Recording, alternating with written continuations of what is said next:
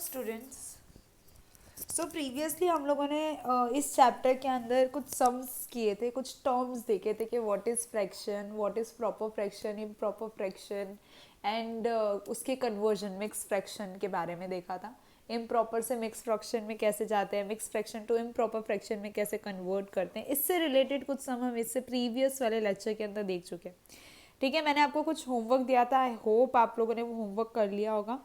And if there is some doubt in this sums, question number 2 और 3 में अगर आपको कोई भी डाउट है, हम लोग वो डाउट सेशन के अंदर कंप्लीट करेंगे या फिर आप कमेंट सेशन के अंदर भी लिख सकते हो। सो मैं नेक्स्ट लेक्चर, नेक्स्ट वीडियो के अंदर सबसे पहले उन डाउट को ले लूँ। ओके, चलो इक्विवेलेंट फ्रैक्शन की तरफ चलते हैं। हमारा नेक्स्ट टॉपिक है इक्विवेलेंट फ्रैक्शन। होता क्या है equivalent fraction? The fraction that represent the same part of a whole are said to be equivalent fraction. ठीक है, जब हम सेम पार्ट, दोनों एक जैसे हैं, इक्विवेलेंट नाम से पता चलता है जब हम दो सेम चीज़ों के बारे में बात कर रहे होते हैं for a same similar whole part के लिए। देखो कैसे हम इसे समझेंगे। फॉर एग्जाम्पल 2 चिल्ड्रंस है, ठीक है। अब मैंने एक जन को बोला कि मेरे पास 6 चॉकलेट होगी तो उसमें से मैं तुम्हें 2 दूंगी, या फिर मैंने दूसरे को बोला कि मेरे पास 3 चॉकलेट होगी तो उसमें से 1 दूंगी। तो मतलब शेयरिंग तो सेम है ना, कि 6 में से 2 या 3 में से 1 दो, तो शेयरिंग इज सेम। परसेंटेज मतलब टोटल नंबर का मैं जितना परसेंटेज उस बच्चे को देने वाली हूँ वो सेम होगा। Just like that equivalent fraction works. देखो कैसा होगा। हम लोगों ने क्या बात की कि 1/3 इज इक्वल टू 2/6। 1/3 जो है वो इक्वल है किससे? 2/6 के। कैसे? टू की टेबल में 2 कब आता है? 1 जा। 2 की टेबल में 6 कब आता है? 3 जा। देखो इसका रिड्यूसिंग मेथड क्या हो जाएगा? 1/3 इक्वल्स टू 1/3। इक्विवेलेंट जब एक ही जैसे, यहाँ पे इक्वल अमाउंट में वो इंक्रीज होते हैं और इक्वल अमाउंट में वो डिक्रीज भी होते हैं, उसे बोलते हैं इक्विवेलेंट फ्रैक्शन। आगे देखते हैं इसके रिलेटेड किस तरीके से टर्म, किस तरीके से सम दे रखे हैं। Okay, so forming of equivalent fraction. आपको ऐसा क्वेश्चन दे रखा होगा कि भाई आप किसी पर्टिकुलर फ्रैक्शन के और 3 इक्विवेलेंट फ्रैक्शन बना के बताओ। जैसा यहाँ पे दिया एग्जांपल 1 में, राइट 3 इक्विवेलेंट फ्रैक्शन ऑफ 2/3। ठीक है, थ्योरी क्या दी हुई है? To form a equivalent fraction. अगर आपको इक्विवेलेंट फ्रैक्शन बनाने हैं ऑफ एनी फ्रैक्शन, किसी भी फ्रैक्शन के, तो उस नंबर को मल्टीप्लाई या डिवाइड करना पड़ेगा। उस नंबर, उस फ्रैक्शन के नंबर्स को या तो मल्टीप्लाई या डिवीजन करना पड़ेगा सेमली न्यूमरेटर और डिनोमिनेटर से of the given fraction by the same non zero number. Zero use नहीं कर सकते, नॉन जीरो नंबर मतलब 1 2 3 and so on. In number से आपको सेमली डिवाइड करना पड़ेगा, ओके या मल्टीप्लाई करना पड़ेगा। अब हम दोनों ही चीज़ देखेंगे। यहाँ पे मल्टीप्लाई एंड डिवाइड दोनों की बात की है तो किस तरीके से दो अलग अलग चीज़ों को वर्क करेंगे। अब यहाँ पे देखो फर्स्ट में आपको क्या दिया था? Right 3 equivalent fraction of 2/3। ठीक है, 2/3, तो ये हम मल्टीप्लीकेशन से सीखेंगे कि कैसे हमें करना है। राइट, चलो लेट्स गो। 2/3 के हमें और 3 इक्विवेलेंट फ्रैक्शन बनाने हैं। ठीक है, 3 इक्विवेलेंट फ्रैक्शन बनाने हैं।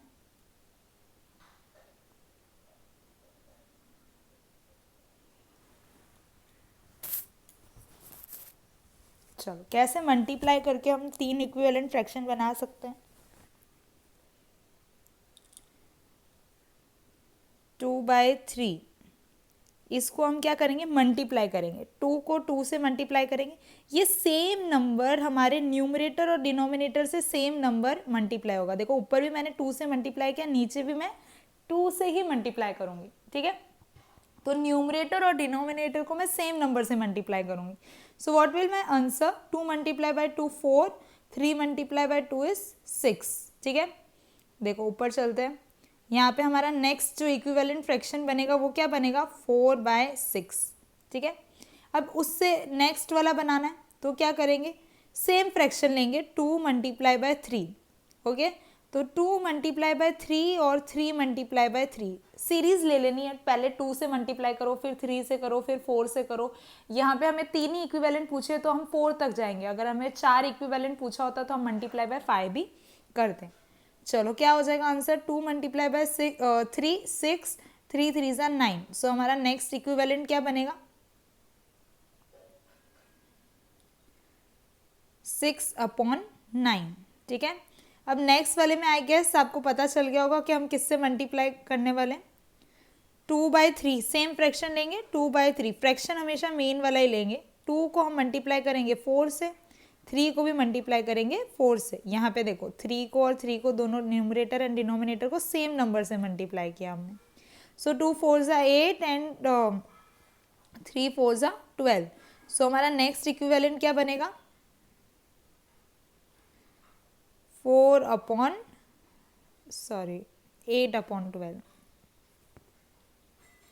8/12। ओके, सो हमारे तीन इक्विवेलेंट क्या बने, 4/6, 6/9 एंड 8/12। ठीक है, ये हमारे नेक्स्ट 3 इक्विवेलेंट फ्रैक्शंस बने। ओके, अब ये तो हो गया मल्टीप्लाई। हमने क्या यूज़ किया इसके अंदर, मल्टीप्लिकेशन यूज़ किया, मल्टीप्लाई किया 2 से, 3 से, 4 से। अगर आपको और पूछा होता इक्विवेलेंट तो आप 5 से मल्टीप्लाई करते। अगर आपको 5 इक्विवेलेंट पूछे होते तो आप 6 से भी मल्टीप्लाई करते। ठीक है, ऐसे ही आप इस सीरीज को आगे लेकर जा सकते हो। चलो अब डिवीजन वाला देखते हैं कि भाई अगर हमें डिवाइड बोला हो तो हमें क्या करना है। अब यहाँ पे हमने मल्टीप्लाई तो देख लिया, छोटा नंबर था तो हमने मल्टीप्लाई करके इसके आगे के इक्विवेलेंट फ्रैक्शंस बना दिए। लेकिन अगर हमें डिवाइड बोला हो तो क्या और कैसे, ही तो पता चलेगा कि हमें डिवीजन करना है। यहाँ देखो क्या दिया हुआ है हमें, नेक्स्ट फ्रैक्शन इज 264/432। ये लार्ज नंबर्स हैं। ठीक है, तो to form a equivalent fraction divide both the numerator and denominator. इस केस के अंदर हम क्या करेंगे, डिवाइड करके सम को सॉल्व करेंगे। ओके, यहाँ पे भी हम सेम सीरीज से ही डिवाइड करेंगे। देखो कैसे करते हैं। क्वेश्चन क्या था हमारा, 264/432। इससे पहले वाले मेथड में मल्टीप्लाई किया था, इसमें हम डिवाइड करने वाले। डिवाइड भी हम सेम नंबर से करेंगे। देखो 264 डिवाइड बाय 2 और नीचे भी हम सेम से ही करेंगे 432 डिवाइड बाय 2। यहाँ पे भी हम न्यूमरेटर और डिनोमिनेटर को सेम नंबर से डिवाइड करेंगे। ओके, सो हमारा आंसर क्या हो जाएगा, 264 को आपको डिवाइड करके आंसर बताना है। मैं यहाँ पे डायरेक्ट आंसर लिख रही हूँ। ओके, 264 को डिवाइड करोगे तो हो जाएगा 132 एंड नीचे आ जाएगा 216। ठीक है, सो हमारा यहाँ पे नेक्स्ट इक्विवेलेंट क्या बना इसका, 132/216। ओके, चलो अब नेक्स्ट इक्विवेलेंट बनाते हैं इसका।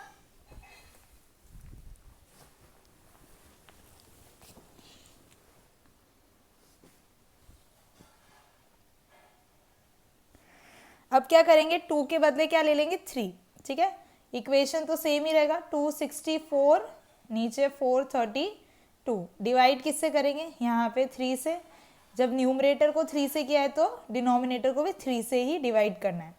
आंसर क्या हो जाएगा, आंसर हो जाएगा हमारा 88/144। आप डिवाइड करके देख सकते हो, 3 से डिवाइड करोगे आंसर आएगा 88 और नीचे 432 को 3 से डिवाइड करोगे तो 144।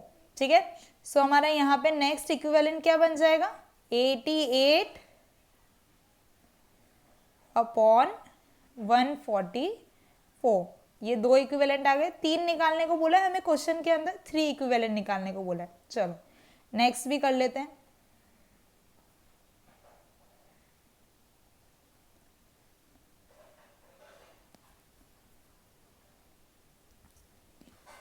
Okay, so next is again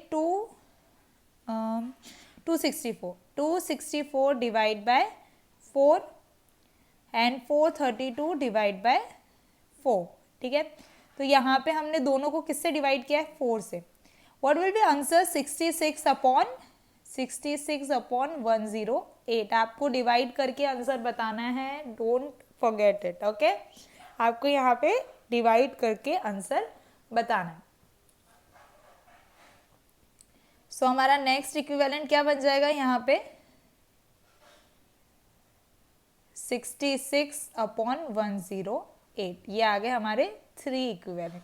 ठीक है, 1 2 एंड 3, ये हमें कैसे मिले, डिवाइड करके। ओके, तो इन शॉर्ट अगर आपको पता लगाना है कि हमें कब डिवाइड वाला मेथड यूज करना है, कब हमें मल्टीप्लाई वाला मेथड यूज करना है, तो अगर छोटे नंबर दे रखे, जैसे इससे पहले हमारा नंबर था 2/3, छोटे नंबर थे राइट, तो छोटे नंबर होंगे तो आप मल्टीप्लीकेशन करके उसका इक्विवेलेंट बना सकते हो, बड़े नंबर है तो आप डिवाइड करके उसका इक्विवेलेंट बना सकते हो। ओके, अब इससे रिलेटेड कुछ एक्सरसाइज सम है वो आपको खुद को करने हैं, ठीक है।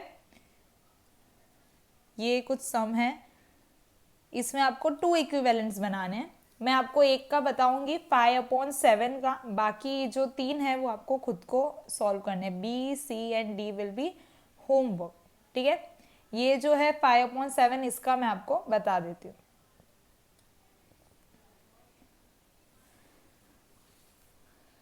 ओके, सो 5/7 हमें क्या बनाना है, नेक्स्ट 2 इक्विवेलेंट बनाने हैं। हमें पहले ही बोल दिया क्वेश्चन के अंदर 2 इक्विवेलेंट बना के बताओ। सो क्या मेथड होगा, 5/7 multiply by 2 is equal to 10/14। So first equivalent will be 10/14। Next के लिए क्या करेंगे, 5 multiply by 3, 7 multiply by 3, answer will be 15/21। So यहाँ लिख देंगे 15/21। Next equivalent will be 15/21। तो ये 2 इक्विवेलेंट आ गए हमारे पास, ठीक है।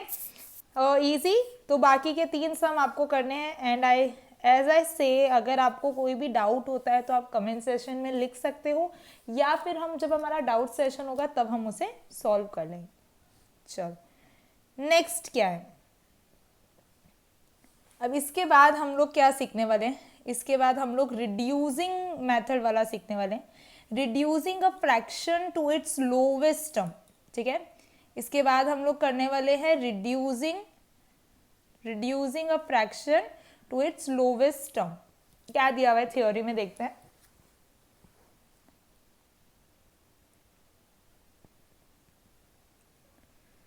चलो, अब fraction is said to be in the lowest term, जो फ्रैक्शन को हम लोवेस्ट टर्म पे निकालते हैं, when the numerator and denominator can not divide by a common factor. मतलब इतना लोवेस्ट कर लेना कि न्यूमरेटर और डिनोमिनेटर कोई भी एक ही टेबल में डिवाइड ना होते हो। इतने छोटे नंबर निकालना जब वो एक ही टेबल से डिवाइड ना हो सकते हो, 1 के अलावा, क्योंकि 1 में तो हर नंबर डिवाइड होता है, ठीक है। सो 1 के अलावा कोई और टेबल में वो डिवाइड नहीं हो सकते। फॉर एग्जाम्पल मैंने यहाँ पे ले लिया 21/14, ठीक है। तो इसको 14 को 21 को मैंने 2 में नहीं जाता।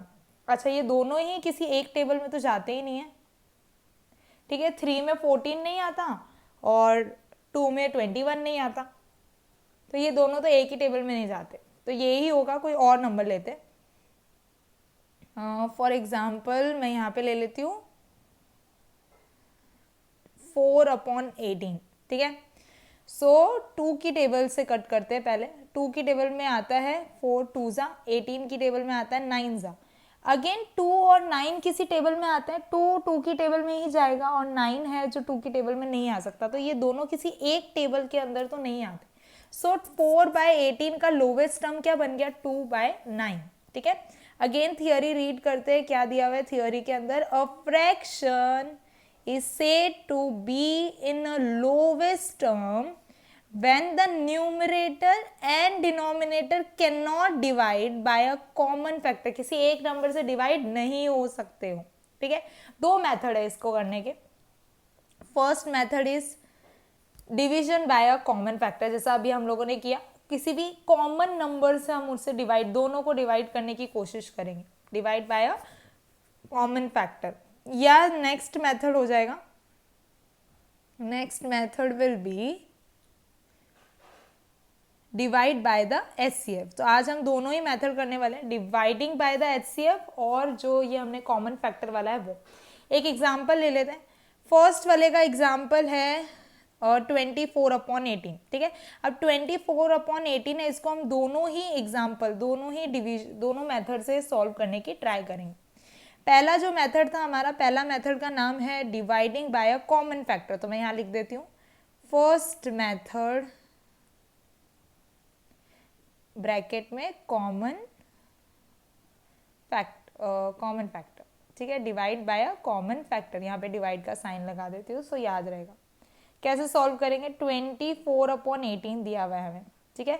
अब ऐसा कोई नंबर जो इन दोनों से ही डिवाइड, ऐसा कोई टेबल जो इन दोनों से डिवाइड हो सकता है, जैसे 2 की टेबल में 24 भी आता है, 2 की टेबल में 18 भी आता है, ठीक है। तो 2 इज नंबर जो 24 और 18 दोनों को डिवाइड कर सकता है। चलो 2 की टेबल में 24 कब आता है, 12 सा, और 2 की टेबल में 18 कब आता है, 9 सा, ठीक है। अब ये जो नंबर है 12 और 9, ऐसा कोई नंबर जो जिस टेबल में ये दोनों आते हो, तो 3 से 12 भी डिवाइड हो सकता है और 3 से 9 भी डिवाइड हो सकता है, ठीक है। So answer will B 12। 3 की टेबल में 12 कब आता है, 4 ज़ा, और 3 की टेबल में 9 कब आता है, 3 ज़ा। वेट, ओके, 3 की टेबल में 12 कब आता है, 4 ज़ा, और 3 की टेबल में 9 कब आता है, 3 ज़ा। तो आंसर विल बी 4/3। अब ये जो 4/3 है, क्या ये और किसी टेबल में आते हैं, क्या 4 किसी टेबल से डिवाइड हो सकता है जिस टेबल में 3 भी आता हो, या 3 किसी नंबर से डिवाइड हो सकता है जिस टेबल में 4 भी आता हो, नो। सो यही हमारा हो गया रिड्यूसिंग टर्म। हमारे इक्वेशन, हमारे जो डिफाइन थी उसके हिसाब से न्यूमरेटर और डिनोमिनेटर अब और डिवाइड नहीं हो सकते किसी कॉमन नंबर से विदाउट 1, मतलब एक्सेप्ट 1 के अलावा किसी और नंबर से डिवाइड नहीं हो सकते। सो इसका जो लोवेस्ट टर्म बना, ठीक है, 24/18 का लोवेस्ट टर्म क्या बन गया, 4/3। हमने फर्स्ट मेथड से इसे चेक कर लिया। नेक्स्ट मेथड लेते हैं। हमारा नेक्स्ट मेथड क्या था, सेकेंड मेथड, एचसीएफ से।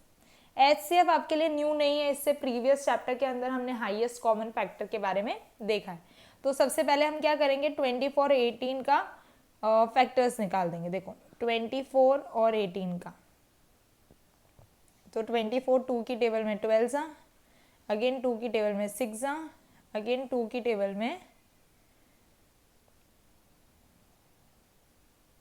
3 सा, एंड 3 की टेबल में 1 सा, ठीक है। 18 का सेम कर लेते हैं, 2 की टेबल में 9 सा, 3 की टेबल में 3 सा, एंड 3 की टेबल में 1 सा। अब इन दोनों को कॉमन निकालेंगे, इन दोनों में कॉमन निकाल देंगे। तो यहाँ पे लिख देती हूँ 24 में क्या बन रहा है, 2 × 2 × 2 × 3, ठीक है। एंड 18 में क्या बन रहा है, 2 × 3 × 3। क्या कॉमन निकल रहा है, एक 2 कॉमन निकल रहा है, एक 3 कॉमन निकल रहा है। दोनों को नीचे लिख देते हैं, 2 × 3 = 6। सो यहाँ पे आपको लिखना पड़ेगा HCF ऑफ, एक आपको लाइन लिखनी पड़ेगी यहाँ पे, HCF of 24 and 18 is 6। HCF क्या आ गया हमारा, 6। अब आगे सॉल्व कैसे करेंगे इस मेथड के अंदर, दोनों ही नंबर को हम अब डिवाइड कर देंगे, ठीक है। कर देते हैं 24/18 को किससे डिवाइड करोगे, HCF से। यहाँ मैं अभी HCF लिख रही हूँ ताकि आपको याद रहे। दोनों ही नंबर को किससे डिवाइड कर दोगे, HCF से। मतलब 24/18 divide by 6 and divide by 6। Answer क्या आएगा, 6 की टेबल में 24 कब आता है, 4 ज़ा, 6 की टेबल में 18 कब आता है, 3 ज़ा। सो लोवेस्ट टर्म विल बी 4/3। देखो इससे भी 4/3 आंसर आया था, इससे भी हमारा 4/3 बनता। दोनों ही मेथड आपको मैंने यहाँ पे क्लियर कर दिया, ठीक है। फर्स्ट वाले मेथड के अंदर हम कॉमन नंबर से उसे डिवाइड कर रहे थे, सेकेंड वाले मेथड के अंदर पहले हमने HCF निकाला और HCF से उसे डिवाइड किया, ओके। चल अब एक बार थियोरी देख लेते हैं, इन दोनों ही मेथड की थियोरी क्या दी हुई है। फाइन, फर्स्ट मेथड दिया है dividing by a common factor. We can reduce a fraction by dividing both numerator and denominator by a common factor. देखो मैंने यहाँ पे भी यही किया था, दोनों ही नंबर को एक कॉमन फैक्टर से डिवाइड करने की कोशिश की। यहाँ पे देखो पहले मैंने 2 से, दोनों को 2 से डिवाइड करने की कोशिश की। 2 is a common factor of 24 and 18, और फिर जो आंसर आया उसको मैंने अगेन 3 से डिवाइड करने की कोशिश की। तो न्यूमरेटर एंड डिनोमिनेटर को सेम कॉमन फैक्टर से डिवाइड करने की कोशिश करनी है, और तब तक जब तक वो नंबर ऐसे पॉइंट पे आ जाए जब वो दो नंबर किसी और फैक्टर में ना आते हो सिवाय 1 के।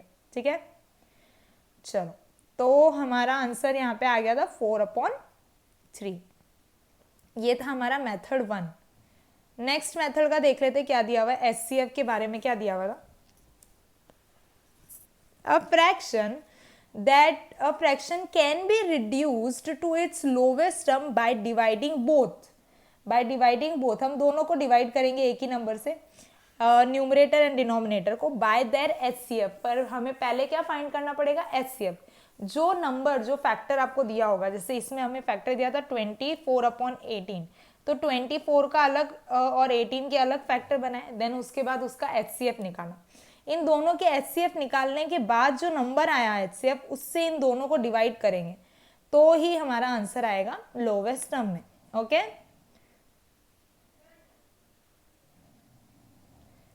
चलो, आई होप अब क्लियर है। अब आपको इससे रिलेटेड कुछ सम दे रखे, तो एज इससे पहले वाले की तरह मैं क्वेश्चन ए आपको करवाऊंगी, question B, C and D will be homework. Okay, चलो, सो दोनों ही मेथड से करेंगे। यहां पे मैं लिख देती हूं मेथड 1 एंड 2। चलो, फर्स्ट मेथड 1। ओके, क्वेश्चन क्या है, 48/24, 48/24। तो मैं यहाँ पे थोड़ा सा स्मार्ट वर्क कर रही हूँ, डायरेक्ट 12 की टेबल से डिवाइड कर रही हूँ। ठीक है, क्योंकि 12 की टेबल में दोनों ही आते हैं, 12 एंड 12। आप कोई भी बड़े नंबर से कर सकते हो जिस टेबल में दोनों आते हो। ठीक है, 48 कब आता है 12 की टेबल में, 4 जा, एंड 24 कब आता है 2 जा। अब ये और डिवाइड होंगे 2 की टेबल में, यहाँ पे डिवाइड बाय 2, डिवाइड बाय 2। ठीक है, सो 4 की टेबल, 2 की टेबल में 4 कब आता है 2 जा, 2 की टेबल में 2 कब आता है 1 जा। सो लोवेस्ट टर्म इज 2/1। ये इसका आंसर हो गया फर्स्ट मेथड से। सेकेंड मेथड करते हैं, मेथड सेकेंड 2। ठीक है, मेथड 2। इसके अंदर हमें क्या फाइंड करना है, एचसीएफ ऑफ 48 एंड 24। ठीक है, इज, यहाँ पे मैं एक ब्लैंक छोड़ देती हूँ, यहाँ पे हम अपना एचसीएफ फील करेंगे। चलो, 48 का निकालते हैं, 48, 2 जा 24, 2 जा 12, 2 जा 6, 2 जा 3, 3 जा 1। 24 का निकालते हैं, 2 जा 12, 2 जा 6, 2 जा 3, 3 जा 1। दोनों को लिख देते हैं यहाँ पे।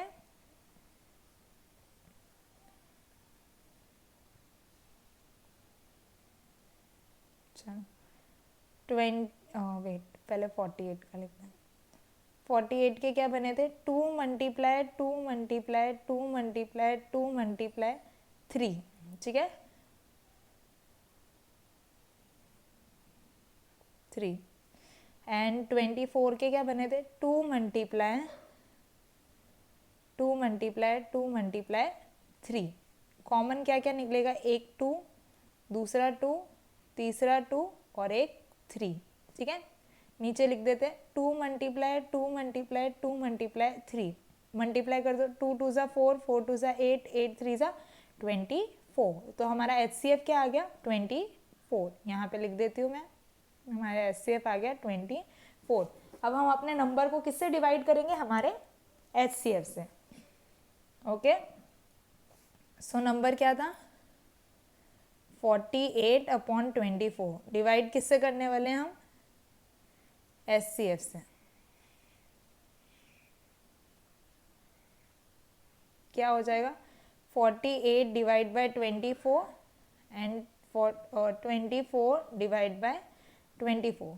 ठीक है, 48, 24 की टेबल में 48 कब आता है 2 जा, 24 की टेबल में 24 कब आता है 1 जा। सो एचसीएफ विल बी 2/1। ठीक है, तो हमारा देखो दोनों में ही सेम आंसर निकला, यहाँ पे भी 2/1 आंसर निकला और यहाँ पे भी 2/1, लेकिन हमने दोनों मेथड से सॉल्व कर लिया। तो इसी तरह आपको दोनों मेथड से सॉल्व करके बाकी के 3 सम भी सॉल्व करने। आई होप अब क्लियर होगा कि इक्विवेलेंट फ्रैक्शन कैसे फाइंड करते हैं। और दोनों ही क्वेश्चन अलग है, एक के अंदर हम लोवेस्ट टर्म की बात कर रहे हैं, दूसरे के अंदर हम और 2 इक्विवेलेंट फ्रैक्शन की बात कर रहे हैं, ठीक है। कंफ्यूज मत होना, आपको क्वेश्चन के अंदर लोवेस्ट टर्म पूछा होगा या फिर आपको क्वेश्चन के अंदर पूछा होगा कि आप फाइंड करो नेक्स्ट 2 इक्विवेलेंट फ्रैक्शन। देखो यहाँ पे 2 इक्विवेलेंट फ्रैक्शन फाइंड करने को बोला है, तो ये दोनों क्वेश्चन अलग है, ओके। दोनों में ही 2 मेथड है, एक के अंदर हम मल्टीप्लाई या डिवाइड से निकालते हैं, दूसरे मेथड के अंदर या तो हम कॉमन फैक्टर से मल्टीप्लाई करके डिवाइड करके निकालते हैं या फिर HCF से डिवाइड करके निकालते हैं, ओके। तो ये आपको होमवर्क कंप्लीट करना है। एज आई से if you have any doubt या फिर आपको कहीं पे भी प्रॉब्लम होती है, you can write on comment session या फिर आप अपन डाउट सेशन के अंदर आप ये पूछ सकते हो।